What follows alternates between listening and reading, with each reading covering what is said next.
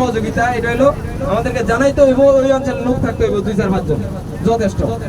আজকে আসার সময় আমার আগেও ফোন দিছিল, আজকে আসার সময় বোয়ালমারা একটা মাহফিল হইব, আনোয়ার হোসেন চিশতি সাহেবের দাওয়াত দিছে। একে দাতি মেম্বার আছে, হ্যাঁ বলে গিয়া কইতেছে কয় কেমনে ওয়াজ দেখে দিব। আমি কইছি হ্যাঁ গিয়া কোন কেমনে ওয়াজ বাধা দেয় এটা দেখে দিব। হ্যাঁ কোন ডিসি রে কইতো যে আমরা ওয়াজ বাধা দিতে মাইছি, এর সমস্যা গিয়া ইতুর কইতো কইন বলে বসি শেওর ছেলে আব্দুল্লাহ বলে অফিস আইছিন তো তৌফিক ভাই কইছি খালি এটা কইবেন না আর ইয়া গিয়া কইবেন খারাপ গিয়া কইবেন বলে উলামা ঐক্য পরিষদের লোক আমরা এদুরে যথেষ্ট আর কিছু লাগবে না, ওয়াজ এমনি হয়ে যাবো।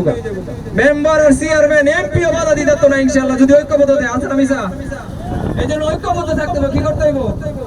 বাঁচতে গিয়ে যদি একা হয়ে যান মরে যাবেন, আর মরতে গিয়ে যদি ঐক্যবদ্ধ হয়ে যান তাহলে বাঁচতে যাবেন।